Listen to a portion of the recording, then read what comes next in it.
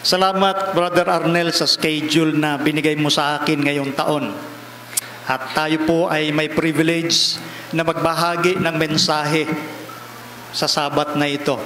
Ang nabanggit ni Brother Arnel ay patungkol sa prayer, sapagkat ngayon mismong Sabat ang pinaka 10th day. Doon po sa sinagawang program ng church, ang 10 days of prayer. Di ba ngayon yung 10th day? Ano ang significance ng 10 days of prayer? Bakit 10? Bakit hindi gawing 7, 10, 20, 12? Bakit 10? Programa ng ating General Conference, mga kapatid, ano sa tingin nyo? Bakit 10? Ginagawa lang natin dahil program. Sunod lang tayo kasi 10 ang sabi. Bakit mo gagawing 11? Bakit mo gagawing 12? Bakit mo gagawing 7? Sabi ng General Conference, 10 days of prayer. Anong significance ng 10 days? Even number. Naalala niyo po na ang ating Panginoon ay nabuhay matapos siyang patayin. Nabuhay nung 3 araw. At sabi sa banal na kasulatan, siya ay tumigil kasama ng kanyang mga alagad dito sa lupa ng ilang araw. Ilang araw? 40 days. Bago siya umakyat sa langit, ang sabi niya sa kanyang mga alagad, manatili kayo sa Jerusalem hanggang ibuhos ko ang aking espiritu. Nangyari yon sa loob ng 10 araw matapos na magpaalam si Kristo. 40 plus 10 is, in Greek, pente. Noong 10 araw, dumating yung banal na espiritu, ang tawag Pentecostes. Sa 10 araw, matapos manatili si Kristo sa lupa ng 40 araw. Pentecostes ang nangyaring kasunod. Yun ang significance ng 10 days. Kaya pag ginagawa natin yung programa, mga kapatid, nasa Bible yan. Aalamin po nating mabuti para maintindihan natin bakit natin kinakailangang manalangin. Ano ang purpose ng panalangin? Madalas nating marinig, sinasabi ng iba, ikaw, Brad, manalangin ka, o ikaw, Pastor, manalangin ka kasi mas malakas ka sa Panginoon. Mas diringgin ng Panginoon ang inyong mga panalangin kasi kayo ay banal na tao ng Diyos. Na para bagang pag ikaw na ordinaryong miyembro sa tingin mo ay manalangin, ay para bagang hindi ka na pinakikinggan ng Panginoon. Yun ba ang pagkaunawa natin sa panalangin? Ngayong tanghaling ito, pag-aaralan natin ano ba ang nais ng Panginoon, bakit gusto niyang maintindihan natin. Itong gawaing ito na kadalasan ay ating nababaliwala sa ating buhay. Masipag ho tayo sa mga programa ng church, pero ang hindi natin naintindihan, yung essence ng panalangin na gusto ng Panginoon na maituro sa bawat isa sa atin. Anyway, bago ko lubusang idako doon, gusto ko pong ipabatid sa ating mga kapatid at mga bisita ho rito, yung ating gawain ay nagpapatuloy pa rin.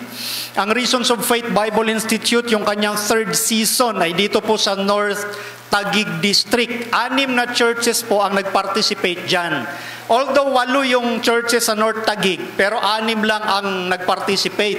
Ito po sila. Ayan po yung mga estudyante, dyan sa Pateros, sa C5, sa kung ano pang church, hindi ko kabisado dyan sa North Taguig. Ito po yung ating mga estudyante ngayon. Masyado silang excited, naka-uniform na agad sa unang meeting pa lang namin. Ang sipag ho nila eh.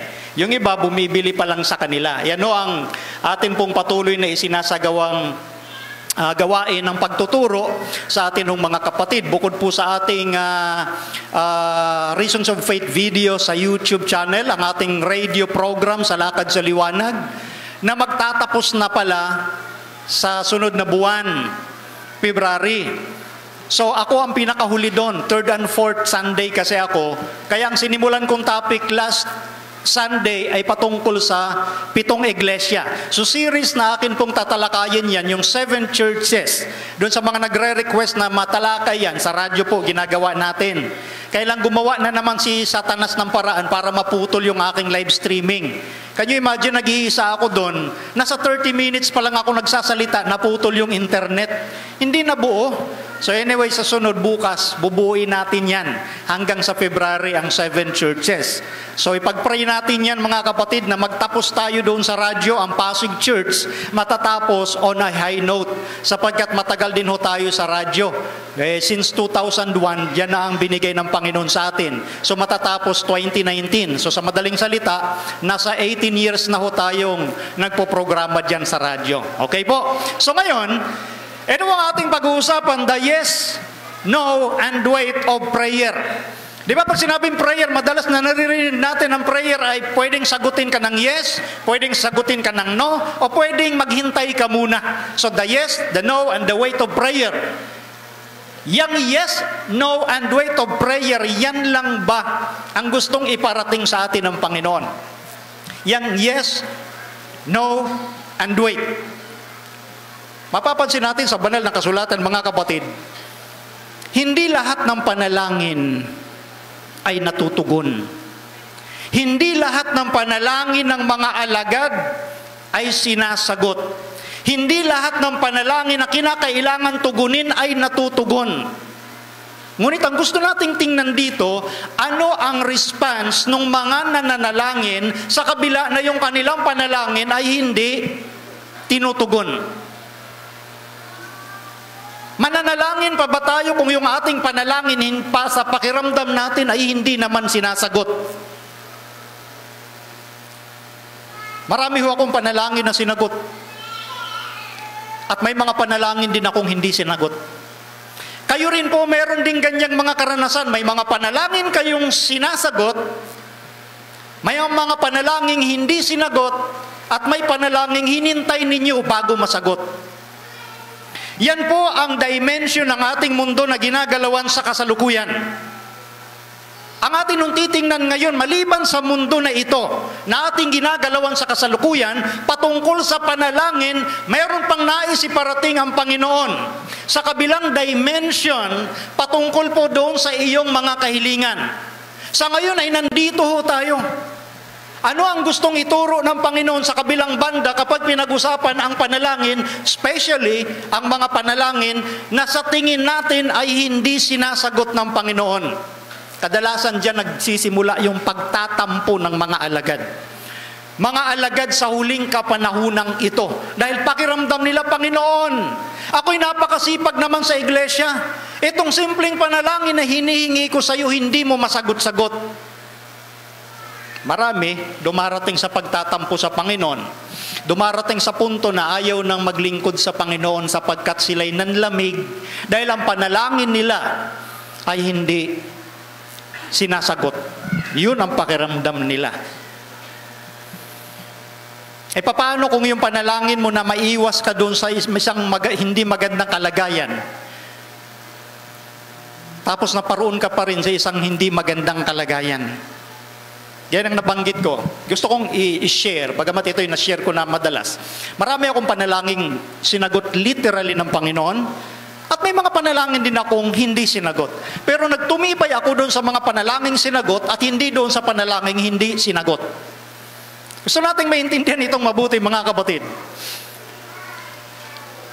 Hanggang sa mga panahon na nung ako'y panahong backslide at binalik ako ng Panginoon sa church. Actually, 16 years old pa lang ako.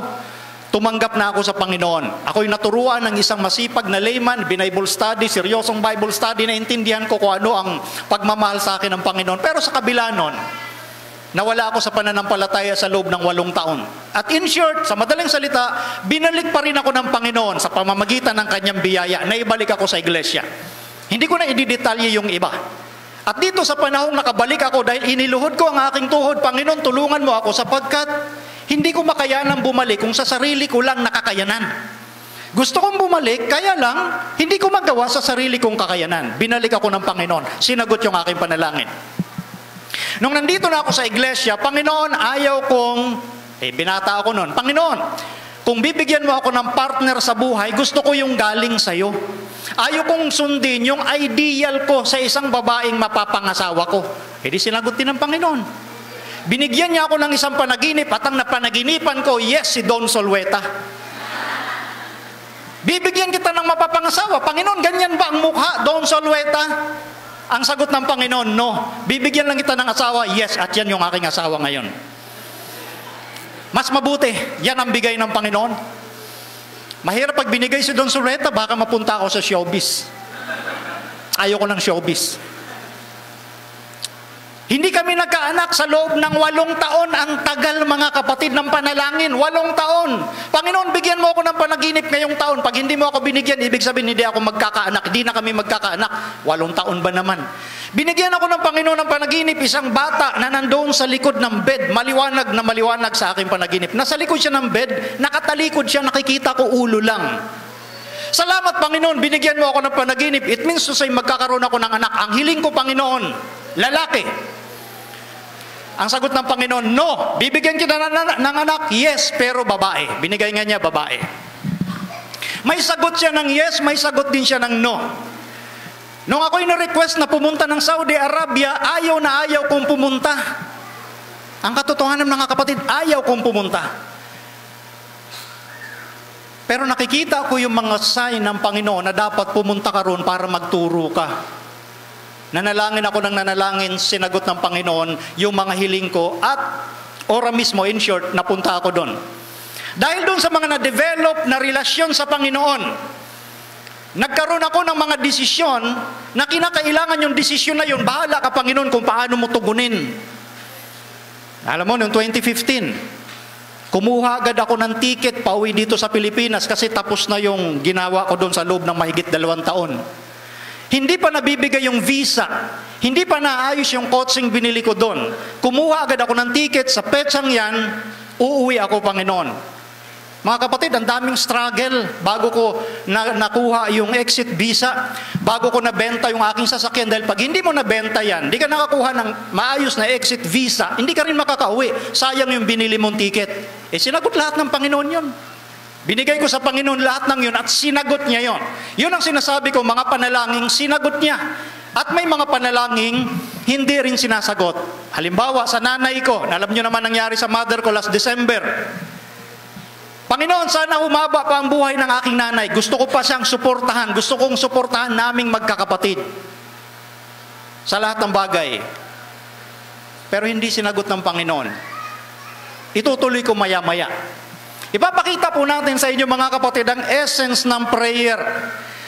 Ang sabi po rito sa Thoughts from the Mount of Blessing, page 103, as he ceased praying, it was with a conviction of their own deep need that they exclaimed, Lord, teach us to pray. Nung makita ng mga alagad ang ating Panginoon sa kanyang pananalangin, napukaw ang puso ng mga alagad. Ibang klase manalangin ng ating Panginoon.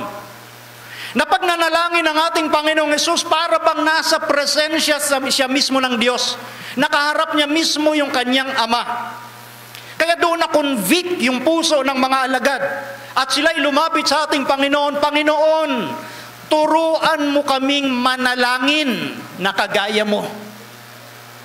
Anong panalangin ang dapat nating sundan? Panalangin ba ng isang banal na elder, ng isang banal na pastor, ng isang banal na leader? Ang ehemplo ng ating Panginoong Jesucristo. Kung paano manalangin. Ito, mga kapatid, na panalangin na tinuro ni Kristo, pangalawang beses na ito. Kasi doon sa Sermon on the Mount, sa Matthew chapter 5, tinuro na rin ito ni Jesus. Kaso maraming mga tao doon, siguro hindi rin naintindihan ng mga alagad. Kaya dito sa sinulat ni Lucas, pangalawang beses na ito, bukod naman dito yung mga alagad. Nakabukod sila at hiniling nila, naturuan sila ng Panginoon. Ngayon, balik tayo doon sa Sermon on the Mount, sa Matthew chapter 6. Ang sabi ni Jesus, after this manner, therefore, pray ye. Manalangin kayo sa ganitong paraan. So, merong methodology, merong pamamaraan si Kristo kung papaano manalangin. Gusto nating matuto ng panalangin? Ipanalangin natin yung panalangin ni Kristo. Marami sa ating nananalangin na hindi pa rin marunong manalangin. Nananalangin lang for the sake na para makapanalangin. Nananalangin lang for the sake na magampanan niya yung inata sa kanya na manalangin. Pero hindi marunong manalangin. Bakit ganon? Ang sabi nga, in prayer, it is better na ang puso mo manalangin na walang salita, kaysa puro salita na walang puso. Sundan nyo yun, mga kapatid. Maraming mga panalangin na salita lang at walang puso. Ang nais ng Panginoon, pray with your heart, not just with your words. At yun yung panalangin ng marami noong mga kalaban ng Panginoon, na nanalangin sila ng salita at wala sa puso. Ang sabi ni Jesus, ito yung paraan ng pananalangin. At iisa-isahin natin ito, mga kapatid. Ang sabi nga, Our Father, which art in heaven, hallowed be thy name, thy kingdom come, thy will be done in earth as it is in heaven. Give us this day our daily bread, and forgive us our debts as we forgive our debtors. And lead us not into temptation, but deliver us from evil. For thine is the kingdom and the power and the glory forever. Amen. Itong panalangin na ito na itinuro ng ating Panginoon, ang sabi niya, pray in this manner. Manalangin kayo sa ganitong paraan. So anong pamamaraan ang nais ituro ng Panginoon sa panalangin ito?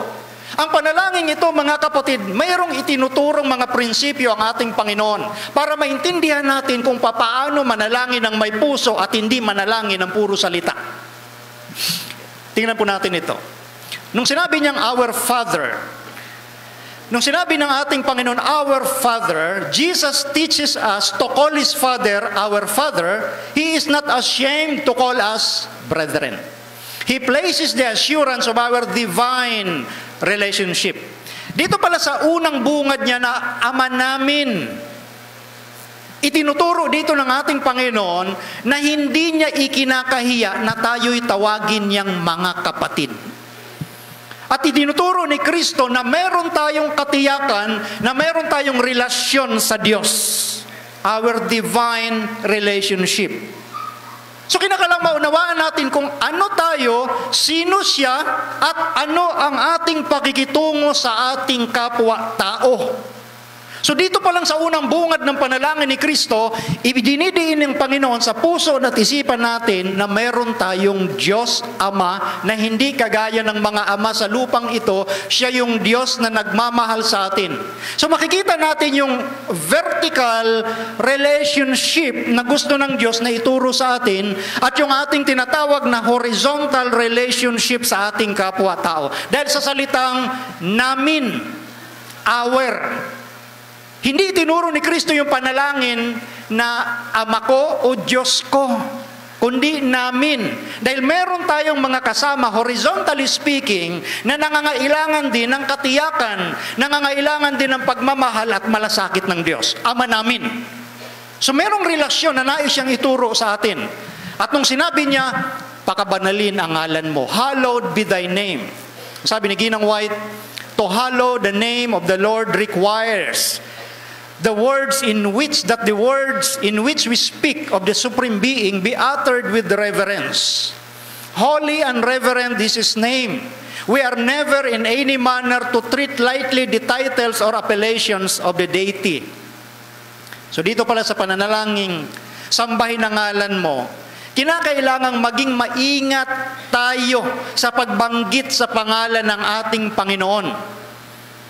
Sapagkat siya po ay tinatawag na Supreme Being. At sinasabi ni Ginang White, in prayer, we enter the audience chamber of the Most High, and we should come before Him with holy awe. The angels veil their faces in their presence.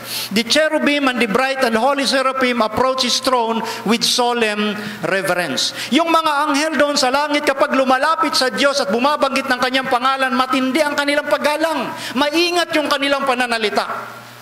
Pero kadalasan sa atin, basta lang tayo mga panalangin, walang ingat tayo kung paano banggitin. Na para bagang naging practice na lamang natin, pero wala yung paggalang doon sa Diyos na ating dinadalanginan. Na para bagang ang kausap lang natin ay mga ordinaryong tao na hindi natin pinag-uukulan ng lubusang paggalang. Tandaan natin na yung mga anghel sa langit, nagtatakip pa ng kanilang mukha. Makalapit lang doon sa tinatawag na inner chamber ng trono ng Diyos na nasa langit.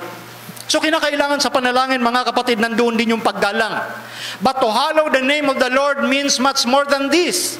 Higit doon sa pagbanggit at paggalang ng kanyang pangalan, we may, like the Jews in Christ's day, manifest the greatest outward reverence for God and yet profane His name continually. Yung mga Hudyo noong unang panahon, magalanga at maingat sa pagbanggit ng pangalan ng Diyos, pero nilalapastangan nila ito. Patuloy nilang nilalapastangan ng Diyos sa pamamagitan ng ano? God sends you into the world as His representative. In every act of life, you are to make manifest the name of God. This petition calls upon you to possess His character. Sa panalangin pa lang itinuro ng ating Panginoon, hindi lang dong sa pagbanggit ng pangalan ng Diyos dapat tayong maging maingat, kundi sa bawat bahagi ng ating buhay. Kung paano ka magsalita, kung paano ka kumilos, kung paano ka makitungo, kung paano ka manamit, kung paano ka tinitingnan ng tao dahil ikaw ay representative ng Diyos. Sa panalangin ni Kristo, itinuturo na tayo'y representative. At that is the privilege. Yan po ay pribilehiyong binigay sa atin ng Diyos. Kung minsan o kadalasan hindi natin napapansin na yung ating pananalita, yung ating kilos, yung ating galaw, hindi kaakma ng gusto ng Diyos na maging kilos mo, na maging salita mo, na maging galaw mo. Tandaan natin na doon sa tinatawag na pakabanalin ng pangalan ng Diyos, meron tayong iniingatang pangalan ng Diyos. Ikaw ba'y nagbibigay ng inspirasyon? Ikaw ba'y nagbibigay ng magandang modelo? Yun ang question at yun ang itinuturo ng ating Panginoon. In every act of life, you are to make manifest the name of God. At doon sa puntong yun, nilapastangan ng mga Hudyo noon ang pangalan ng Diyos. Maingat lang silang banggitin literally yung pangalan, pero ang buhay nila ay laban sa buhay na gusto ng Diyos. Ito po ang itinuturo ng panalangin ng Panginoon. Thy kingdom come, dumating nawa ang iyong kaharian. The interest of His kingdom are our interests. And we are to work for its upbuilding. While they were not to behold the coming of the kingdom in their day, the fact that Jesus bade them pray for it is evidence that in God's own time, it will surely come. Habang wala pa yung kingdom na yun, na hindi naman naranasan ng mga alagad, yung literal na kingdom, kinakailangan gampanan natin, gawin natin yung kanyang upbuilding, yung pagtatatag ng kaharian na yun. Paano natin itinatatag ang kaharian ng Diyos? At ito nga po ay kasama sa panalangin itinuro ni Kristo. Dumating nawa ang kaharian mo. Nandito mga kapatid sa panalangin ito, yung tinatawag na yearning, yung gusto mong dumating na gusto mo na maghari na ang kaharian ng Diyos, na hindi ang kaharian dito sa lupa ang naghahari. Iba ho ang espiritu ng kingdom of this world. So kailangang itanim natin ngayon yung kingdom na yon sa pamamagitan ng alin? Kingdom of grace sa puso ng mga tao. Yun ang upbuilding na itinuturo at tingan ng mensahe ng Diyos upang ang kanyang kalooban maitanim sa kanilang mga puso. Diyan po itinatatag yung tinatawag na paggawa for its upbuilding. Dahil yung literal na kingdom, darating yon sa panahon ng Diyos. Kung tayo, puro lang tayo panalangin. Manalangin tayo na manalangin kasi sabi sa program, manalangin Pero hindi naman natin ginagawa na bahagi na ng ating kapwa-tao nang alam nating panalangin yon. Paano naging mabisa ang panalangin yon? Yang tinuturo ni Kristo sa panalangin is more of service. Paglilingkod sa kapwa-tao. Pagtatatag ng kaharian ng Diyos sa kanilang mga puso. Na kung paano na gusto mong dumating ang kaharian ng Diyos, yun din ang gusto mong ibahagi sa ating kapwa-tao. Thy will be done on earth as it is in heaven. Ito po yung panalangin, that the reign of evil on this earth may be ended. Nawakasan na yung paghahari ng kasamaan dito sa lupa. That sin may be forever destroyed and the kingdom of righteousness be established. Ito po yung kahulugan ng panalangin itinuturo ni Kristo na yung kalooban ng Diyos, mangyari ang iyong kalooban. Kung papaano sa langit, ganun din sa lupa. Ang nangyayari ngayon mga kapatid, kung papaano sa lupa yung gusto ng mga tao, pasusunurin nila ang Diyos sa langit. Yan ang nangyayari sa ating sanglibutan ngayon. Na yung kalooban ng tao ang gustong mangyari. Kadalasan, inuunahan natin ang Diyos sa gusto niya. Hindi natin naiisip na ang panalangin ito ay nagbibigay sa atin ng isipan na unahin natin kung ano ang gusto ng Diyos at hindi kung ano ang gusto mo. Thy will be done on earth as it is in heaven. Sa panalangin ito mga kapatid, kapag binubulay-bulay natin ang bawat salitang sinasabi ni Kristo, matututo tayo ng panalangin ng gagaling sa puso. Give us this day our daily bread. Ibigay mo sa amin ang aming kakanin sa araw na ito. When you have thus made God's service your first interest, you may ask with confidence that your own needs may be supplied. If you have renounced self and given yourself to Christ, you are a member of the family of God, and everything in the Father's house is for you.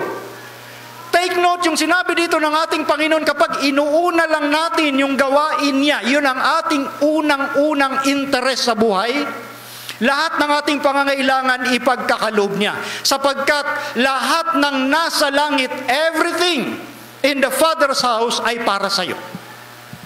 Kung titingnan natin ito, parang kapanipaniwala ba dyan na lahat ng mga bagay sa langit sa iyo na? Yes, sa iyo yan. Kadalasan hindi natin pinapaniwalaan kasi hindi natin dinadanas. Kulang tayo sa karanasan sa Panginoon. Lahat ng, nung sinabi ni Kristo, lahat ng kayamanan sa iyo kapag tinanggap mo ako, unahin mo lang ang aking kaharian. Kung ano yung pangangailangan ko, pupunan ko. Naalala natin yung tagpo doon sa wilderness, itong mga Hudyo na matitigas ang ulo. Sabi ng Diyos, magbibigay ako ng manna, pagkain na kasya lang sa isang araw. Biyernes, maghuhulog ako ng 2 doble. Kasi sa bukas, Sabado, hindi ako maghuhulog ng pagkain. Yung mga Hudyo hindi naniniwala na ibibigay sa kanila ng Diyos yung pagkain araw-araw. Kaya nung Biyernes, doble hinulog, at sa bawat mga araw na isa lang ang hinulog, pakiramdam na mga Hudyo, kulang. Dinamihan nila yung kuha nila. Sumobra sa isang araw. Anong nangyari? Inuod. Hindi na umabot ng kinabukasan. Nung Biyernes nga, doble hinulog. Nung Sabado, lumabas pa rin para magtrabaho. Bakit? Wala silang tiwala sa Diyos. Pansinin niyo po mga kapatid. Madalas tayo manalangin, Panginoon, tulungan mo, ipagkaloob mo ang aming pangangailangan sa araw-araw. Pero pinapakita mo yung kawalang tiwala mo sa Diyos. Dahil sa araw ng Sabat, gusto kanyang bigyan ng mga pagpapala, pero inuunahan mo siya. Gumagawa ka ng hakbang at paraan na mapunan ang iyong pangangailangan. Inuunahan natin ang Diyos. Yun ang problema sa atin, gaya din ang problema sa matandang Israel. Walang pagbabago, kaya tinuro ng Panginoon ang prinsipyo ng panalangin. Kung uunahin natin ang paglilingkod sa Diyos, lahat ng ating pangangailangan ibibigay sa atin. Subukan natin ang Diyos, mga kapatid. Subukan natin yung kanyang challenge sa bawat isa sa atin. Pansinin niyo, sinabi pa ni Ginang White, God does not entrust to you your precious possession, lest Satan by his wily arts should beguile you, as he did the first pair in Eden. Christ holds it for you, safe beyond the spoiler's reach. Like the child, you shall receive day by day what is required for that day's need. Napakaganda ng pagkasabi na ito ng ating propetisa. Alam niyo kung bakit marami sa atin ay hindi nagkakaroon nung tinatawag na kayamanang iyon? Dahil alam ng Panginoon, yung mga puso ng bawat isa sa atin, na kapag ipinagkatiwala sa atin yung kayamanang iyon, yun ang paraan ni Satan na dayain tayo. Kaya naalala niyo yung testimony ng ating kapatid?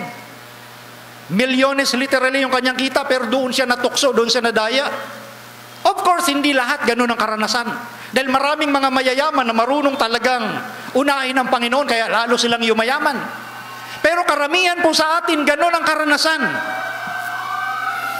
Alam ng Diyos, alam ni Kristo, kaya hindi sa atin ipinagkakaloob, baka malayo ka sa Kanya. Kaya ang ginawa ni Kristo, hinahawakan niya yung kayamanang yun para sa iyo at binibigay lamang sa iyo installment araw-araw. Napansin niyo po yan? Christ holds it for you. Yung pangangailangan nating material, hawak ni Kristo. Binibigay lang sa'yo. Ano bang kailangan mo itong Lunes? Anong kailangan mo itong Martes? Miyerkules, so on and so forth. Unti-unti. Yan mismo ang maliwanag. Lahat ng kayamanan, ibinibigay ng Diyos sa atin. Kaya ang gusto niya rito sa panalangin ito, mga kapatid, yung total dependence. Lubusang pagtitiwala sa Kanya araw-araw. Hindi naman nangangahulugan niya na huwag ka na mag-ipon. Part yun ng economy. Tama na mag-ipon. Pero yung pagtitiwala mo sa Panginoon araw-araw, yun ang gustong iparating sa atin ng ating Panginoong Jesucristo. And forgive us our debts as we forgive our debtors. Ipagpatawad mo sa amin ang aming mga kasalanan at gaya ng aming pagpapatawad sa nagkasala sa amin. He who is unforgiving cuts off the very channel through which alone he can receive mercy from God.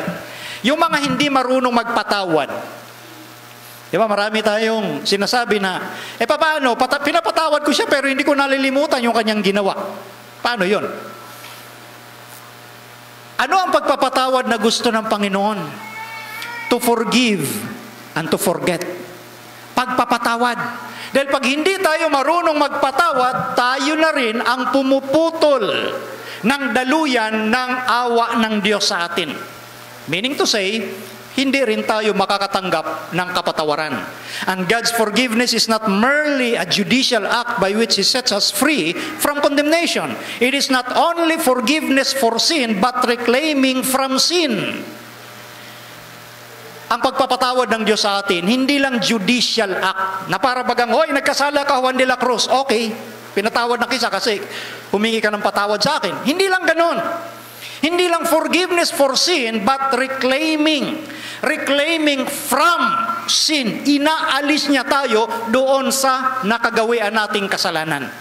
Yan yung panalangin ni David, likhaan mo ako, Panginoon, ng bagong puso. Create in me a new heart. Yan yung pagre-reclaim sa atin ng Diyos. Inaalis ka niya doon sa kasalanang ginagawa mo lagi. Hindi lang basta pinapatawad ka. Lead us not into temptation, but deliver us from evil. Huwag mo kaming tulutan na tuksuhin. Alam nyo, ang Diyos, sabi nga rito ni Ginang White, ang panunukso ay hindi galing sa Diyos. Sabi rin ng Bible, Santiago 1:12 at 13. Kapag tinutukso ka, hindi yan galing sa Diyos, kundi kay Satanas, and from the evil of our own hearts.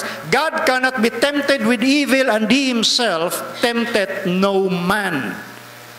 Kapag tinutukso tayo, si Satanas ang may dala nun, hindi ang Diyos.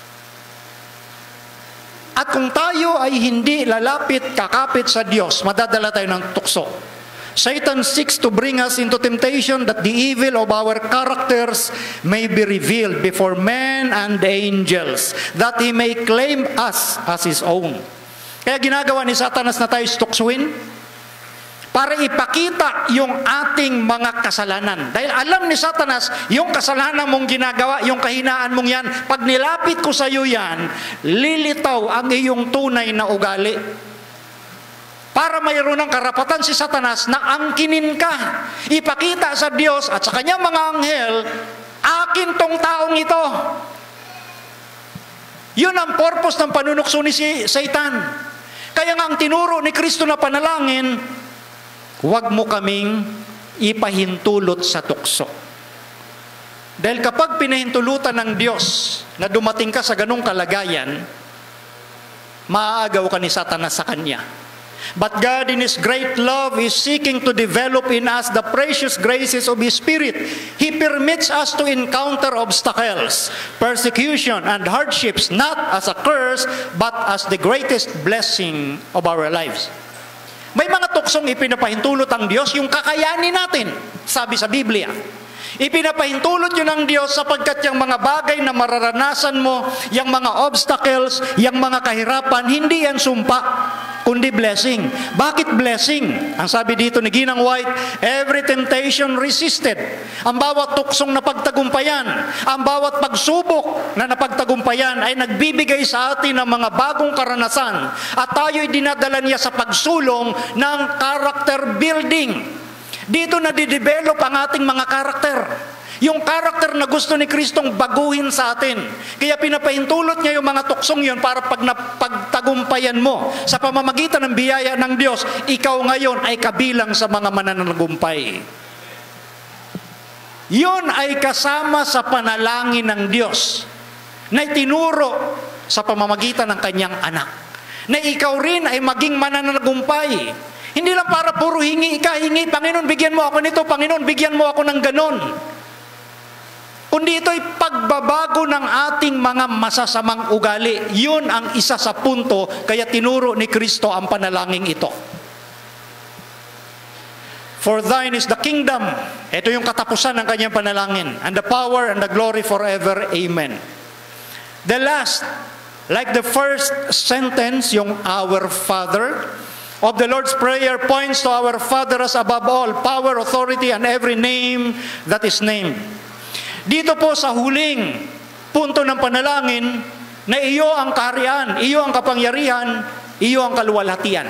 Dito ipinapakita sa atin yung katiyakan, yung assurance. Tinitiyak ni Kristo na kapag meron kang ganyang pananaw sa buhay na ito, habang naghihintay sa kanyang pagdating, hindi ka maaalis sa kanyang kamay. Ito mga kapatid ay katiyakan na itinuturo sa atin ng ating Panginoon. Ngayon, pansinin natin, sa panalangin itinuro ni Kristo,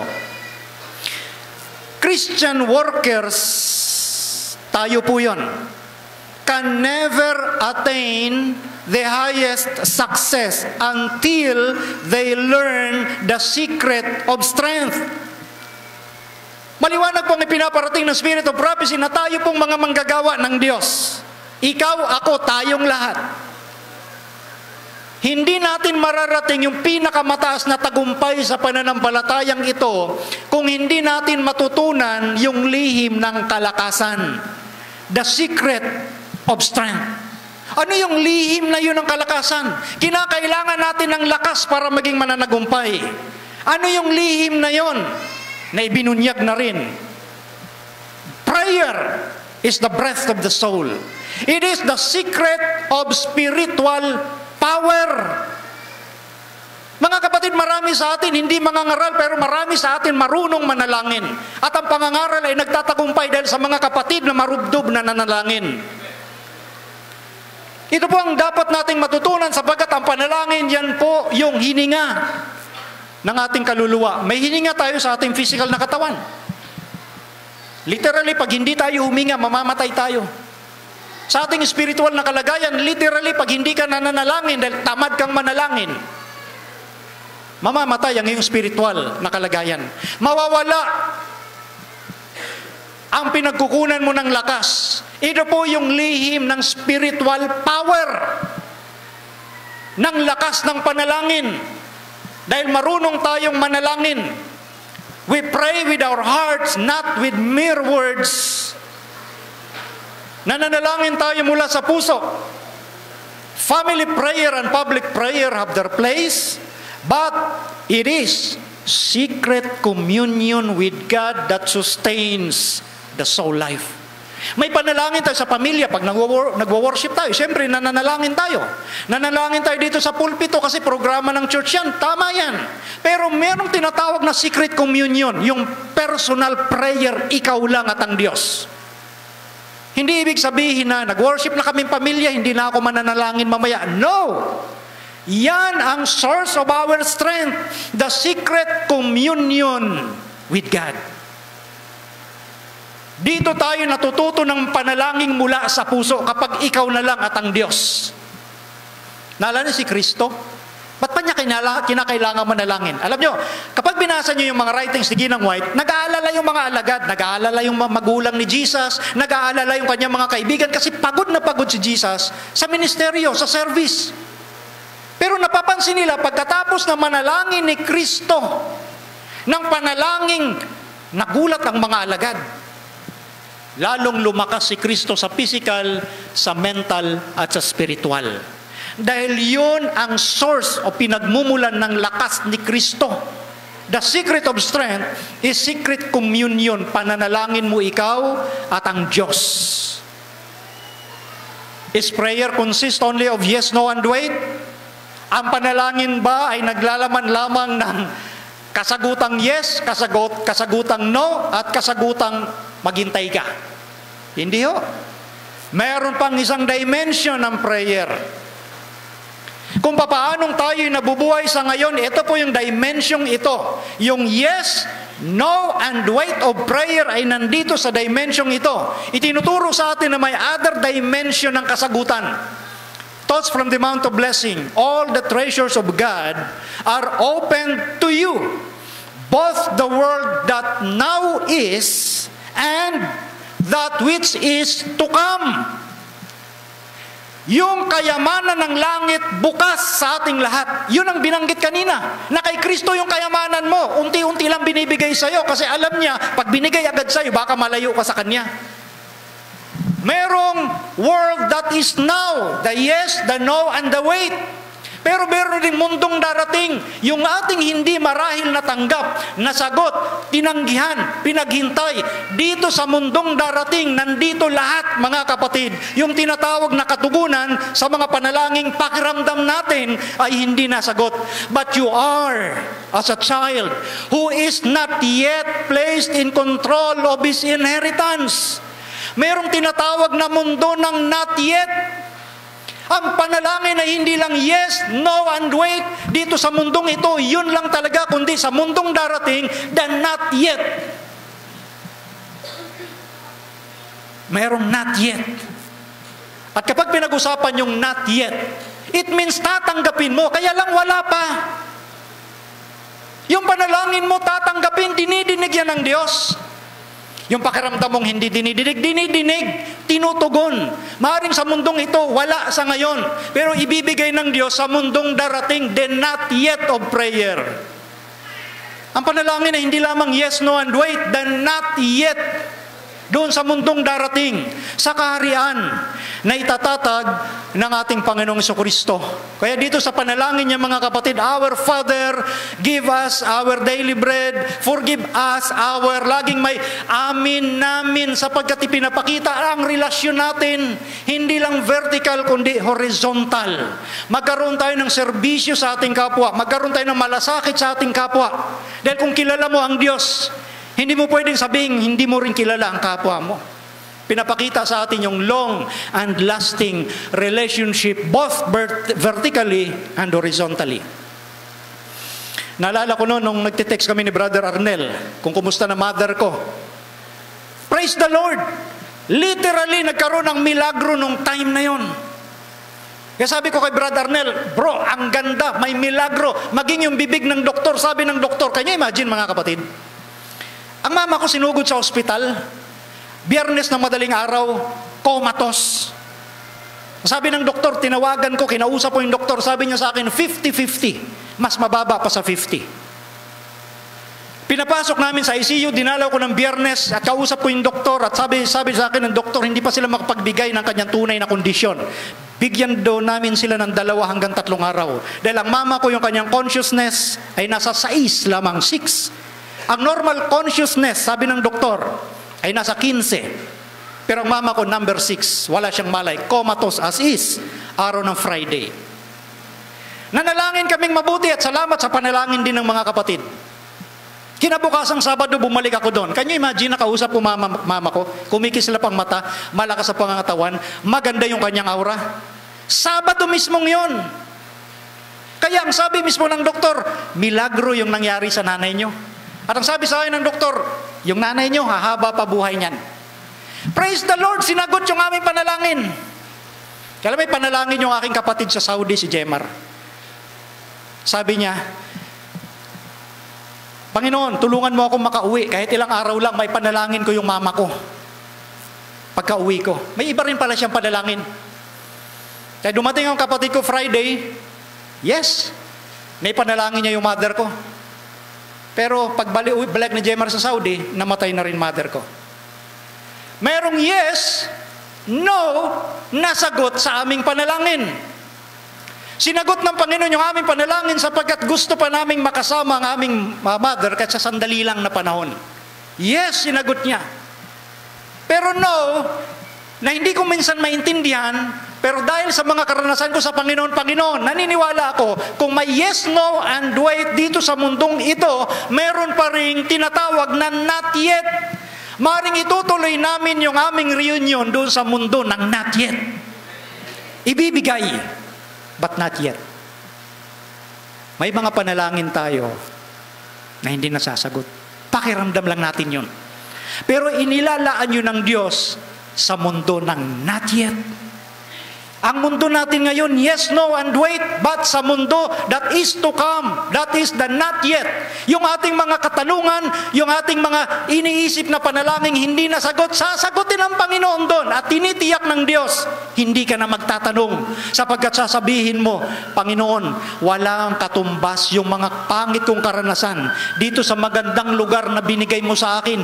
Hindi ako karapat-dapat dito, Panginoon. Pag narating natin yun, sabi sa Roma 8:18, hindi mo na iisipin yung mga hindi mo magandang karanasan. Kundi, ang iisipin mo dito, Panginoon, hindi ako karapat-dapat. Binigyan mo ako ng sobra-sobra. Dahil ang Diyos may malasakit sa atin. Yan ang itinuturo niya sa kanyang panalangin. Sa ang apostol na si Pablo, mga kapatid, alam naman natin, tinuturing siyang the greatest of the apostles. Marami siyang pinangaralan, marami siyang naitatag na iglesia, pero pinahintulot ng Diyos na siya'y patayin. Hindi ba katanungan yun sa bawat isa sa atin? Bakit si Pedro, nung pinanalangin ng mga alagad, bumaba ang anghel, kinalag yung kadena ni Pedro? Nakalabas siya, nakalaya. Si Santiago, na kapatid ni Jesus, pinugutan ng ulo. Si Pablo, na marami pa siya sanang mapangaralan at pupunta pa siya sa Spain. Mangangaral siya sa Espanya. Natigil siya sa Roma at doon siya pinatay. At ang sabi ni Pablo, for I am now ready to be offered. And the time of my departure is at hand. Malapit na ang aking katapusan. I have fought a good fight. I have finished my course. I have kept the faith.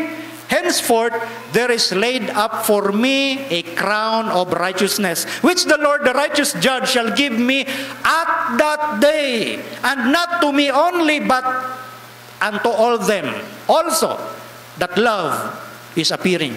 Napansin niyo, sabi ni Pablo, alam niyang papatayin na siya, pero hindi siya nagreklamo. Panginoon, bakit naman? Bakit naman yung iba mong mga alagad pinahintulot mong mabuhay pa? Ako, marami pa akong gagawin. Pero ang sabi dito ni Pablo, meron nang nakalaan sa kanya na korona. Alam ni Pablo na meron nang nakalaan. Saan yun? In the not yet. Ibibigay ng Diyos sa araw na yon. Walang question ang apostol na si Pablo. Walang tanong-tanong. Yung 50 million martyrs na pinatay nung Dark Ages, alam nilang sila ipapatayin. Anak nila sinusunog. Pinapalapa sa aso yung kanilang mga sanggol. Yung mga tatay pinupugutan ng ulo. Wala silang tanong-tanong. Dahil alam nila mayroong mundo ng not yet. Marami din noong nananalangin pamilya sa mga Waldensians. Pero pamilya rin ang hinulog sa bangin. Hindi sila sinagot ng Panginoon nung time na yon dahil alam nila may mundo ng not yet. May kasagutan doon. At yan ang tiningnan ng apostol na si Pablo. There is laid up, may nakalaan na sa aking korona, simbolo ng pagtatagumpay. At that day, tayo mga kapatid, ang pag-asa natin hindi sa mundong ito. Yes, may mga panalangin tayo sinasagot, and praise the Lord.